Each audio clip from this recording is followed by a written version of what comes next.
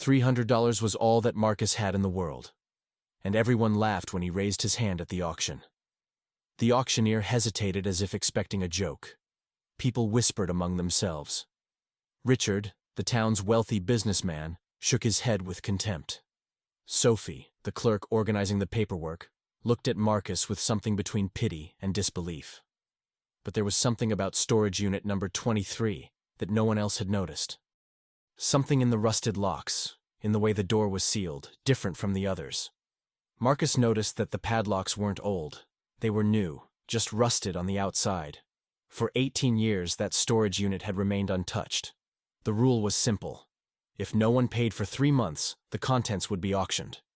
But Unit 23 had been paid religiously until 8 months ago. And then nothing, as if whoever maintained it had simply vanished. When Marcus signed the papers with a trembling hand, Sophie murmured softly, "I hope you find at least what you spent." She didn't know that inside that metal structure was something that would question everything the town knew about the Peterson family. And Marcus couldn't imagine that his life would be divided into 2 parts, before and after opening.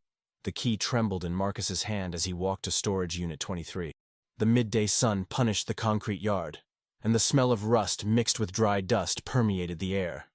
Behind him, he could still hear the malicious comments from the other auction participants. $300.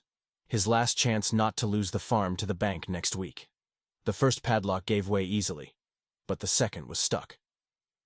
Marcus sweated, tried the oil he brought from the farm. Nothing. It was as if someone had deliberately made access difficult. 45 minutes later, with injured hands and a shirt soaked in sweat, he finally heard the liberating click. The metal door creaked open, revealing complete darkness. The smell that came from inside was different. It wasn't mold or abandonment. It was something clean, almost medicinal. Marcus turned on his cell phone flashlight and took the first step inside. Boxes, dozens of them, organized with military precision, each one labeled with dates, some from 18 years ago, others more recent. In the center of the storage unit, an office desk with a chair, as if someone worked there regularly. Papers scattered in an organized manner, pens still with ink, a calculator. Marcus opened the first box. Inside were medical documents, hundreds of them. Prescriptions, exams, reports, all with the same name, Margaret Peterson. The second box contained photographs. A young woman, then older, always smiling, but with a smile that seemed forced in the last records. The third box made him stop completely. Money, a lot of money. Stacks of bills organized with rubber bands, each one with a dated label. Marcus quickly counted one of the stacks. $5,000. There were at least 35 visible stacks visible. But it was in the fourth box that he found something that chilled him. Letters, all addressed to Margaret Peterson, but never opened. Dozens of them from different senders, some with stamps from hospitals, others from law offices. The strange thing was that they were all sealed, as if someone had collected them, but never allowed Margaret to receive them. Marcus picked up one of the most recent letters from 8 months ago. The sender was a hospital in the state capital. His hands trembled as he tore open the envelope. The letter was short, direct. Mrs. Peterson, we regret to inform you that the test results confirmed our suspicion. You have at most 4 months to live. It is imperative that you contact us immediately to discuss treatment options. The letter's date was exactly 8 months ago. Marcus looked around the storage unit with new understanding. Someone had been hiding vital medical information from Margaret Peterson, and now she was probably dead. But who would do that? And why keep everything stored here as evidence? The sound of footsteps outside made him freeze. Someone was approaching the storage unit. Marcus quickly closed the box with the letters and positioned himself at the entrance of the storage unit, blocking the view of the interior. It was Sophie, walking hurriedly, holding a clipboard against her chest. "How's it going in there?" she asked, trying to look over his shoulder. "Did you find anything worthwhile?" "Still organizing," Marcus replied, keeping his body firm at the entrance. "There's a lot to check." Sophie frowned. She seemed nervous, different from how she was at the auction. Her eyes constantly jumped between Marcus and the interior of the storage unit, as if looking for something specific. "You know, it's strange," she said, feigning casualness. This storage unit should never have gone to auction. The payments were up to date until recently. Someone made a mistake in the paperwork. Marcus felt his heart accelerate. What kind of mistake? Well, technically you shouldn't be here. The real person responsible for the storage unit still has legal rights over the contents. Sophie consulted the clipboard. A certain Dr. Richard Thornton. Do you know him? The same Richard who had laughed at him at the auction. The town's wealthiest businessman, owner of the local hospital. Marcus tried to keep his expression neutral, but inside a storm was forming. So, what does that mean? Marcus asked. It means he can claim the contents at any time, paying only the administrative costs. Sophie took a step forward. Maybe it's better not to touch anything until we resolve this. It was a trap. Richard had used Sophie to find out if Marcus had found anything important. The doctor probably knew that Margaret Peterson was dead, knew about the intercepted letters, and now wanted to recover the evidence before someone discovered the truth. I understand, Marcus said, forcing a smile. I'll wait for the resolution then. Sophie seemed relieved, but still hesitant. Would it be possible to take a quick look, just to make a basic report of the contents?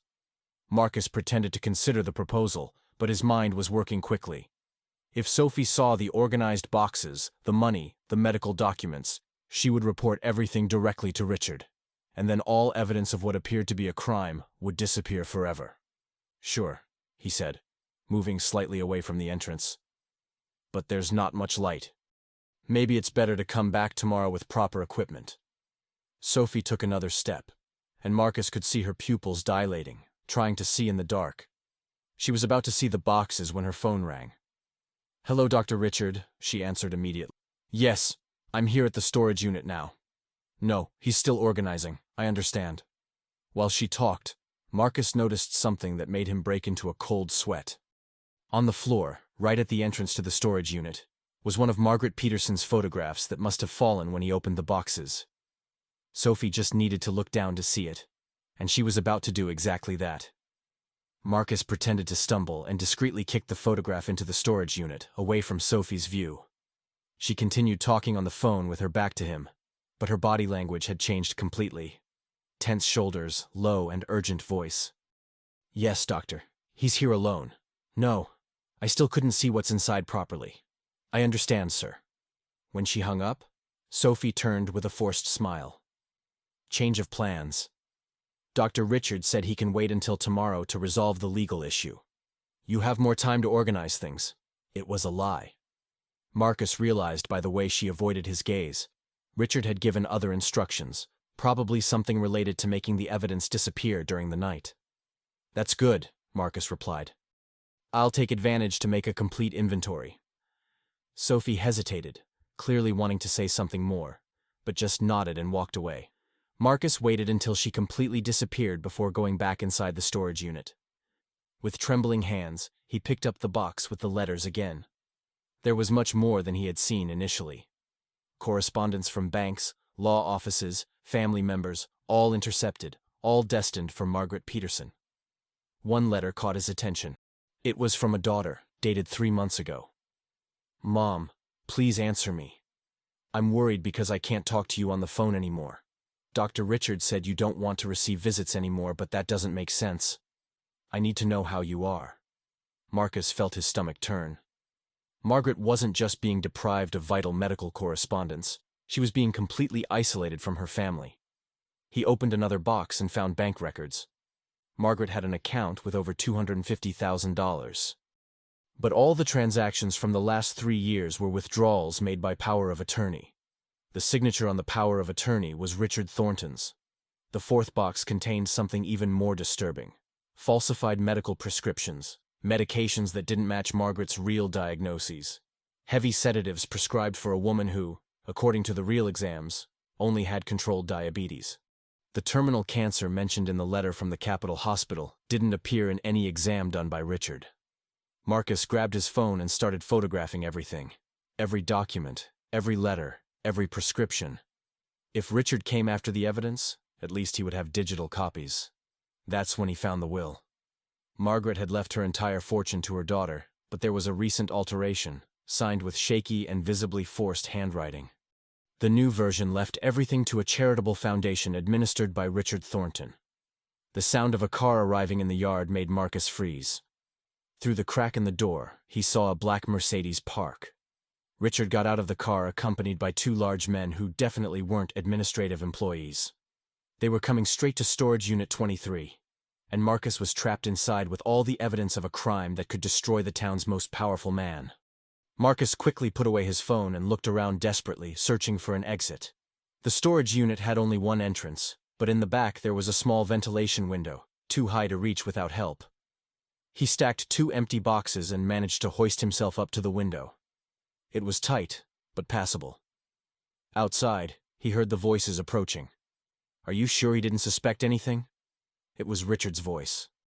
"She said he seemed confused, not knowing what to look for," replied one of the men. "But it's better to resolve this today. If he finds Margaret's letters—" "He won't find anything," Richard cut in. "You're going to remove everything and take it to be incinerated. Then we'll make up a story about theft or something." Marcus was squirming through the window when he heard the sound of the storage unit door being forced. He managed to get out but dropped one of the empty boxes he used as support. The noise echoed through the interior of the storage unit. "What was that noise?" Richard asked. Marcus ran crouched between the other storage units, his heart beating out of rhythm. He needed to get to his pickup truck without being seen, but it was parked right at the entrance to the yard, in plain view. "Boss, there's someone here!" shouted one of the men. "The boxes are open and someone went through everything." Richard's voice became icy. "Find whoever it was. Now!" Marcus hid behind a storage unit and watched the three men exit. Richard was visibly nervous, sweating despite the heat having already decreased. The other two spread out across the yard, searching methodically. That's when Marcus realized something crucial. There was a fifth box in the storage unit that he hadn't opened, and now, from the conversation he heard, he suspected it contained. He waited for the men to move away to the other side of the yard and silently returned to the window. He managed to sneak back into the storage unit and went straight to the last box. Inside was a digital recorder and dozens of cassette tapes. He grabbed the recorder, put in a random tape, and pressed play with the volume at minimum. The voice that came out was Margaret Peterson's, but weak, confused. "I don't understand why I can't leave the house anymore. Doctor." Richard said, "It's for my own good, but I feel trapped." He increased the medications again, and now I can barely think straight. Another more recent recording. "I managed to hide the recorder when he wasn't looking. I know he's drugging me. My daughter's letters. He said she doesn't want to talk to me anymore, but I know it's a lie. If someone finds this, please don't let him keep my money. Everything I have belongs to my family." The last recording was dated just 1 week before Margaret stopped paying for the storage unit. "I'm very weak today. I think he increased the dose. If I die, I want them to know. Dr. Richard, he's killing me slowly." The sound of heavy footsteps approaching made Marcus turn off the recorder quickly. There was no time to get out through the window again. The men were coming back, and this time they were coming straight to the storage unit. Marcus hid behind the desk, holding the recorder against his chest, and heard Richard's voice very close to the entrance. "He has to be nearby. I want every inch of this place searched." Heavy boots echoed on the concrete floor of the storage unit. Marcus held his breath, pressing the recorder against his chest. The desk where he was hiding was too small, but it was his only option. "Look at this mess," said one of the men. "Someone really went through everything." "Collect everything," Richard ordered. "Every paper, every document. I want not a single sheet left." Marcus heard the sound of boxes being moved right above his head. Sweat ran down his face as he tried to remain motionless. The recorder in his hands seemed to weigh tons. "Boss, there's something strange here," said the second man. "This box with the money. Some stacks are missing." Richard stopped moving. "What do you mean missing?" "There were 38 stacks when I came to check last week. Now there are only 34. Marcus frowned. Richard had been there before, checking the contents. This meant he knew exactly what was in the storage unit during the entire auction. He had let Marcus buy it on purpose, probably planning to recover everything later and still keep the $300 paid. "Someone took 4 stacks, Richard murmured. 20,000? It could have been the farmer." "You want us to go after him?" "Not yet. First, let's finish here. If he really took the money..." His voice became dangerous. Where would he be now? Want us to go after him? Not yet. First, let's finish here. Richard's voice took on a threatening edge. If he really took the money, he'll try to come back tonight for more. That's how these desperate people think. Marcus closed his eyes, realizing the trap. Richard was planning to wait for him to return. But there was a problem in the doctor's reasoning. Marcus hadn't taken any money. Someone else had had access to the storage unit recently. The sound of metal being dragged made Marcus shrink even more. They were moving the desk. In seconds, he would be discovered. That's when he heard a female voice from outside. "Dr. Richard, are you there?" It was Sophie, but her voice sounded different, firmer, less submissive. "What do you want?" Richard replied, irritated by the interruption. "I need to talk to you. It's about Margaret Peterson's daughter." The silence that followed was absolute. Marcus could feel the tension in the air. "What daughter?" Richard asked, but his voice had lost its confidence. "She's arriving from Seattle tomorrow morning. She hired a lawyer and wants to investigate the circumstances of her mother's death. It seems she received some interesting information." Marcus heard rapid footsteps leaving the storage unit. The conversation continued outside, but now in low and urgent tones. He took advantage of the distraction to move silently to the back window. He managed to get out and hide behind another storage unit, from where he could hear the conversation clearly. "How did she get this information?" Richard was asking, visibly nervous. "I don't know, doctor, but she mentioned recordings." Richard's face paled. He looked at storage unit 23 and then back at Sophie. "What kind of recordings?"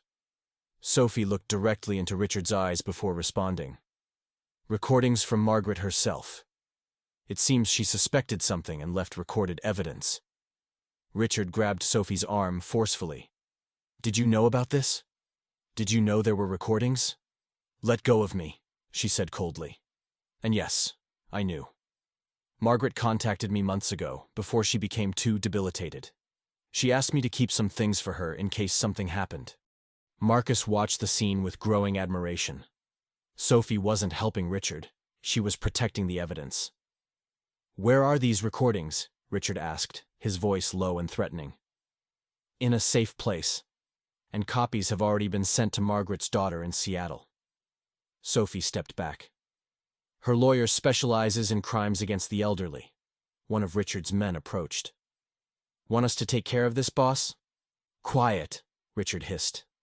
He was thinking quickly, and Marcus could see desperation beginning to take hold of the doctor. "Sophie, we can talk calmly. If there's been a misunderstanding about Margaret's treatment—" "There's no misunderstanding," Sophie cut in. "I saw the false prescriptions you were giving her. I saw you intercepting her letters. I know about the fraudulent power of attorney and the forced will." Richard completely lost his composure. "You don't understand. Margaret was sick, confused. I was protecting her from decisions she might regret." "Protecting or stealing?" Sophie took a phone from her pocket. "Because I have a recording here where Margaret clearly says you were increasing her sedatives against her will." Marcus saw his chance. Silently, he circled around the storage units until he reached near his pickup truck. The recorder was still in his hands, and now he knew Sophie was an unexpected ally. He started the engine and left the yard slowly, without turning on the headlights. He needed to get home, make copies of all the photos he had taken of the documents, and prepare for what was coming next. But mainly, he needed to find out who had really taken the 4 stacks of money from the storage unit. If it wasn't him and Richard was counting the stacks regularly, then someone else had access to that place. In the rearview mirror, he saw Richard gesturing violently to the 2 men. The discussion with Sophie had escalated, and now she was clearly in danger. Marcus stopped the pickup and grabbed his phone. He needed to make a decision. He could go home, hide, and hope that Margaret's daughter and the lawyer would resolve everything. Or he could go back and help Sophie, risking being discovered by Richard. That's when he saw, through the rearview mirror, one of Richard's men advancing towards Sophie, with something in his hands that gleamed under the light of the street lamp. The decision was made. Marcus stepped hard on the accelerator and made a U-turn, heading straight back to the storage yard with his high beams on and the horn blaring. Marcus's pickup entered the yard with the headlights cutting through the darkness like knives. The man advancing towards Sophie stopped immediately, protecting his eyes from the intense light. Richard shouted something that was lost in the engine noise. Marcus jumped out of the pickup with the recorder in his hands. "Sophie, are you okay?" "Marcus, you shouldn't have come back," she shouted, but there was relief in her voice. "Get out of here, Marcus," Richard ordered, trying to regain control of the situation. "This is none of your business." "Isn't it?" Marcus raised the recorder. "I have Margaret Peterson's voice here saying you were killing her slowly. I think that's everyone's business." Richard's face became livid. "You don't know what you're talking about." Margaret was senile, confused. "Those recordings don't prove anything. They prove you forged prescriptions, intercepted correspondence, stole money from an elderly woman, and falsified a will," Marcus approached, feeling a courage he never knew he possessed. "They also prove you kept her drugged against her will." One of Richard's men took a step forward, but Sophie shouted, "Everyone stop right there! The police are already on their way." She showed her phone, and everyone could see that a call was active. "I'm transmitting everything live to the police station. Every word, every threat." "Do you really think you'll get out of here after everything you've done?" Sophie continued. Richard lost control completely. "You ruined everything. 18 years organizing, planning, and you ruined everything in one night." 18 years? Marcus asked, and then understood. "You started stealing from Margaret 18 years ago. That's why she created the storage unit, wasn't it? She knew you were stealing from her and started keeping evidence. She was a stubborn old woman who didn't understand what was best for her," Richard hissed. "I took care of her better than any family would. And in return, all I asked was fair compensation for my services." "Compensation?" Sophie laughed bitterly. "You stole over $350,000 from her over the years, and in the end, you tried to steal everything that was left." That's when a second pickup entered the yard. A young woman jumped out of the vehicle, followed by a man in a suit. Margaret's daughter had arrived earlier than expected. "My name is Jennifer Peterson," she announced, her voice cutting through the tense air. "And this is Mr. Paul Davidson, my attorney. I believe you have something that belongs to my family." Richard looked around, cornered. His two men had already started to discreetly walk away, abandoning him to his own fate. "Jennifer," Marcus said, handing over the recorder. "Your mother left this for you. She wanted you to know the truth." Jennifer took the recorder with trembling hands, tears in her eyes. She did it. Even sick, even being kept prisoner, she managed to leave enough evidence to destroy you, Richard. The sound of sirens approaching filled the air. Richard looked at Margaret's daughter, then at Marcus and Sophie, and finally at the blue and red lights approaching on the horizon. "It's over," he murmured, as if finally understanding the dimension of his defeat. 8 months later, Marcus parked his new pickup in front of what used to be Richard's clinic. Now it was his farm office, bought with the reward money that Jennifer Peterson insisted on giving him for discovering the truth about her mother's death. Richard had been sentenced to 15 years in prison for kidnapping a vulnerable person, fraud, document forgery, and manslaughter. Margaret's recordings were fundamental for the conviction, along with all the documents Marcus had photographed that night in the storage unit. Sophie approached the office carrying a box of papers. She now worked as Jennifer's assistant in the process of recovering all the assets stolen from Margaret. "I brought the last documents we found in Richard's house," she said, entering the office. "Jennifer wants you to see them before we file everything." Marcus cleaned his hands on the cloth and took the box. On top was a handwritten confession that Richard had written in prison, trying to reduce his sentence. In it, he admitted to having started drugging Margaret after discovering she had a much larger inheritance than he had imagined. "And about the 4 stacks that disappeared from the storage unit?" Marcus asked. "Did you find out who took them?" Sophie smiled with some shyness. "It was me. Margaret asked me to go there a few times during the last months, when she could still leave the house without Richard noticing. She wanted me to take money to pay a private investigator in case something happened to her." "Why didn't you say that before?" "Because I needed to be sure you were on our side. Margaret taught me not to trust anyone easily." Sophie paused. "But you proved you deserved trust when you came back to help me that night." Marcus nodded, understanding. Margaret had been smarter than anyone imagined, creating a protection network even while being slowly poisoned. Jennifer appeared at the office door, holding an envelope. "Marcus, I have something for you. You've already given me enough reward, Jennifer." "It's not a reward. It's something my mother left specifically for you." She handed over the envelope. It was in the last box of the storage unit, with instructions to be delivered to the man who discovered the truth. Inside the envelope was a short letter written in Margaret's shaky handwriting. "To whoever finds this evidence, if you're reading this, it means I succeeded. It means the truth came to light. Thank you for restoring my dignity and protecting my daughter. Use what you found not just to save yourself, but to help others who need it. Margaret Peterson." Marcus carefully folded the letter and kept it in his shirt pocket, right close to his heart. If you've connected with this story of courage and justice, consider joining our community. Share in the comments if you've ever witnessed someone standing up for what's right when everyone else turned away. Your story might inspire someone who needs to hear it today.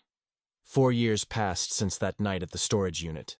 Marcus now owned the largest farm operation in the region, but more importantly, he had become the person other people sought out when they needed help discovering the truth about elderly people being mistreated. He had found much more than money in that storage unit. He had found a purpose, and for the first time in years, when he looked in the mirror, he saw a man who deserved respect, starting with his own. Marcus's life had been divided into 2 parts, before and after opening that door, and the second part was infinitely better than the first. The morning sun cast long shadows across the farmland as Marcus stood at the window of his office, looking out at the fields that once seemed impossible to keep. On his desk lay Margaret's letter, now framed and serving as a daily reminder of the responsibility that came with the second chance he'd been given. Jennifer had become more than just someone he'd helped. She'd become a partner in establishing a foundation dedicated to protecting vulnerable elderly individuals from financial exploitation. The foundation bore Margaret's name, and every case they took on felt like honoring the courage of a woman who, even in her weakest moments, had fought to ensure the truth would surface. Sophie walked in carrying fresh coffee and the morning's mail. Among the letters was one that made Marcus pause. It was from a man in a neighboring county, explaining how his elderly father's savings were mysteriously disappearing and how the family doctor seemed to be isolating him from relatives. The handwriting trembled with the same desperation Marcus had once felt. "Another one," Sophie said softly, reading over his shoulder. "That makes 3 this month." Marcus picked up the letter and read it again, seeing his own past reflected in every word. The man who wrote it had probably spent his last dollars on postage, hoping someone would believe him, hoping someone would care enough to help. "Call Jennifer," Marcus said, his voice steady with determination. "Tell her we're taking this case. And Sophie, thank you for trusting me that night, for giving me the chance to be part of something bigger than myself." Sophie smiled, the same knowing smile she'd given him the day he signed the papers for Storage Unit 23. Margaret knew what she was doing when she left those clues. She was looking for someone who understood what it meant to have nothing left but hope. She found that person in you. As Sophie left to make the call, Marcus sat down and began drafting a response to the desperate son in the neighboring county. He would tell him that help was coming, that his father's voice would be heard, that the truth mattered more than power or wealth.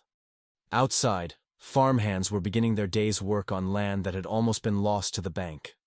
Horses grazed in pastures that had once been overgrown with The farm had been transformed, but not just by money. It had been transformed by purpose, by the understanding that true wealth came from using whatever resources you had to protect those who couldn't protect themselves. Marcus thought about that day at the auction, about the mocking laughter of people who thought they knew his worth, about Richard's contemptuous shake of the head, about Sophie's pitying glance. They had all seen a desperate man with $300 and nothing to lose. None of them had seen what Marcus himself hadn't known was there, a capacity for courage that only reveals itself when standing at the intersection of personal survival and moral duty. The recorder that had held Margaret's final testimony now sat in a secure location, its contents having been instrumental not just in Richard's conviction, but in changing state laws regarding power of attorney and medical guardianship of the elderly. Margaret's voice, weak and confused in those recordings, had become a rallying cry for reform. Her daughter Jennifer had testified before the state legislature, playing portions of the recordings that brought lawmakers to tears and spurred them to action. Marcus picked up his phone and scrolled through messages from families they'd helped over the past 4 years. There was the grandson who'd discovered his grandmother's retirement account had been drained by a caretaker. The daughter who'd found her mother locked in a care facility, while her assets were liquidated by a nephew with power of attorney. The son who'd been told his father didn't want to see him anymore, only to discover the father had been asking for him every day. Each case carried echoes of Margaret's story, each one a reminder that evil often wore a respectable face and hid behind professional credentials. But there were also messages of gratitude, photos of families reunited, updates from elderly individuals who'd regained control of their lives and assets. These were the victories that made everything worthwhile. The proof that Margaret's suffering had not been in vain, that her meticulous documentation of her own abuse had created a roadmap for others to follow. Marcus stood and walked to the wall where he'd hung a large photograph of Margaret Peterson. Not one of the forced smiles from her later years, but an earlier photo Jennifer had given him, showing Margaret in her prime, confident and strong, standing in front of the family business she'd built from nothing. This was the woman who'd had the foresight to create that storage unit, who'd collected evidence even as her mind was being clouded by forced sedation, who'd trusted that eventually someone would care enough to look closely at what she'd left behind. "I won't let you down," Marcus said softly to the photograph, a promise he'd made countless times over the years. The phone rang. It was Jennifer calling back about the new case. As Marcus answered, settling into his chair to discuss strategy, he felt that familiar sense of rightness, the feeling that he was exactly where he was supposed to be, doing exactly what he was meant to do. The storage unit auction had been 4 years ago, but in many ways it felt like a lifetime. The Marcus who'd stood in that yard with his last $300, desperate and mocked, seemed like a different person entirely. That Marcus had been focused solely on survival, on making it through one more week, one more month, always one crisis away from losing everything. This Marcus understood that survival wasn't enough, that a life worth living required purpose, required standing up for others even when it was difficult, required honoring the trust of those who could no longer fight for themselves. As the day unfolded, filled with calls and meetings and planning sessions for the new case, Marcus found himself grateful for the mockery he'd endured at that auction. Richard's contempt, the whispers of other bidders, even Sophie's initial pity. All of it had been necessary to bring him to that storage unit, to put him in position to find what Margaret had left behind. The universe, he'd come to believe, had a way of putting the right person in the right place at the right moment, even if that person didn't feel remotely qualified for the task. By evening, as the last of the staff departed and quiet settled over the farm, Marcus returned to the letter from the desperate son. He read it once more, carefully, noting every detail that might prove important in the investigation to come. The son mentioned his father's confusion, the sudden changes in medication, the isolation from family, all the hallmarks of the pattern they'd seen before. This time, though, they had experience on their side. They had resources. They had a network of attorneys, investigators, and medical professionals who understood how these crimes worked. They had Margaret's foundation, funded by the very money Richard had tried to steal, now deployed to prevent others from suffering her fate. Most importantly, they had the knowledge that speaking up mattered, that one person with courage could change everything, that $300 and a willingness to look closely at what others ignored could transform not just one life, but dozens, hundreds, perhaps eventually thousands. Marcus picked up his pen and began writing his response to the son, assuring him that help was on the way, that his father's story would be heard, that justice was still possible, even when it seemed the powerful had stacked the deck in their favor. As he wrote, he thought about what he would tell his younger self, that desperate man at the auction, if he could send a message back through time. He would tell him that the laughter of others means nothing when you know you're doing what's right. He would tell him that sometimes the best investments aren't the ones that make financial sense on paper, but the ones your instincts tell you to make anyway. He would tell him that courage isn't the absence of fear, but the decision to act despite it, and that the most important moments in life often disguise themselves as ordinary decisions, like raising your hand at an auction when everyone expects you to stay quiet. But most of all, He would tell him that transformation is always possible, that who you've been doesn't determine who you'll become, and that sometimes the key to unlocking your future is hidden in the most unexpected places, like a rusted storage unit that everyone else overlooked. Marcus sealed the letter and set it aside for mailing in the morning. Then he turned off the lights in the office, leaving only the soft glow from Margaret's framed photograph and the letter she'd left for him. Walking out into the cool evening air, he looked up at the stars beginning to appear in the darkening sky, and felt profound gratitude for the journey that had brought him here, for the woman he'd never met, but whose trust he carried with him every day, for Sophie's courage in preserving evidence at great personal risk, for Jennifer's determination to see justice done, and for all the families yet to be helped who didn't know it yet, but whose lives were about to change because Margaret Peterson had refused to let her story die with her. The farm stretched out before him in the gathering darkness, solid and permanent, built on a foundation of purpose rather than just profit. This was what transformation looked like. Not just financial recovery, but a fundamental shift in understanding what mattered, what was worth fighting for, what legacy was worth leaving behind. As Marcus walked toward the farmhouse where lights were burning warm in the windows, he thought about the title others had given to his story. A farmer bought an abandoned storage unit for $300. What he found inside transformed his life forever. It was accurate, but incomplete. Yes, his life had been transformed, but so had Jennifer's and Sophie's and the lives of everyone they'd helped since.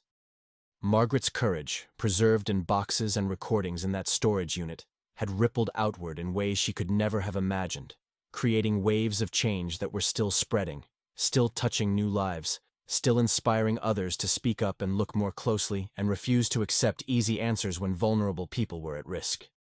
The transformation hadn't ended the night he opened that storage unit door. It was ongoing, daily, a choice he made every morning to honor the trust of a woman who'd bet everything on the hope that someone, somewhere, would care enough to look closely at what she'd left behind. And Marcus had looked, he'd seen, and he'd acted. That made all the difference.